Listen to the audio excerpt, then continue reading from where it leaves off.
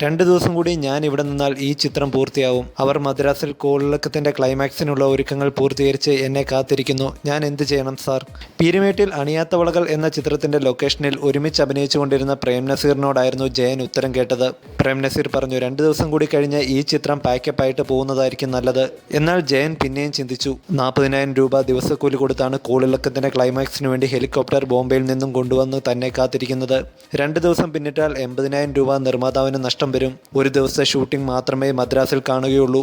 അത് കഴിഞ്ഞാൽ അടുത്ത ഫ്ലൈറ്റിൽ ഞാൻ ഇവിടെ തിരിച്ചെത്താം. പിന്നെ ഒന്നും ചിന്തിച്ചില്ല. അപ്പോൾ തന്നെ ജയൻ മദ്രാസിലെ ഷോലാവരത്തേക്ക് തിരിച്ചു. ഹെലികോപ്റ്റർ ചിത്രീകരണത്തിന് വേണ്ടി കേന്ദ്ര ഗവൺമെന്റിന്റെ ഏവിയേഷൻ വകുപ്പിൽ നിന്നും സമ്മതം നേടുകയും ഇന്ത്യൻ എയർഫോഴ്സിന്റെ സെക്യൂരിറ്റി ഓഫീസർ ലൊക്കേഷനിൽ എത്തുകയും ചെയ്തിരുന്നു. ക്ലൈമാക്സ് ഷൂട്ട് ചെയ്യുന്നതിന് മുമ്പ് ചാറ്റൽ മഴയും മൂടൽമഞ്ഞും ഷൂട്ടിങ്ങിന് തടസ്സമുണ്ടാക്കിയിരുന്നു. മൂടിക്കെട്ടിയ അന്തരീക്ഷത്തിൽ ശക്തിയേറിയ ആർക്ക് ലൈറ്റും വെളിച്ചവും ഉപയോഗിച്ചായിരുന്നു ഷൂട്ടിംഗ് നടത്തിയത്. ഡ്യൂപ്പിനെ ഉപയോഗിക്കാൻ അണിയറ പ്രവർത്തകർ നിർബന്ധം പിടിച്ചെങ്കിലും ജയൻ വഴങ്ങിയില്ല.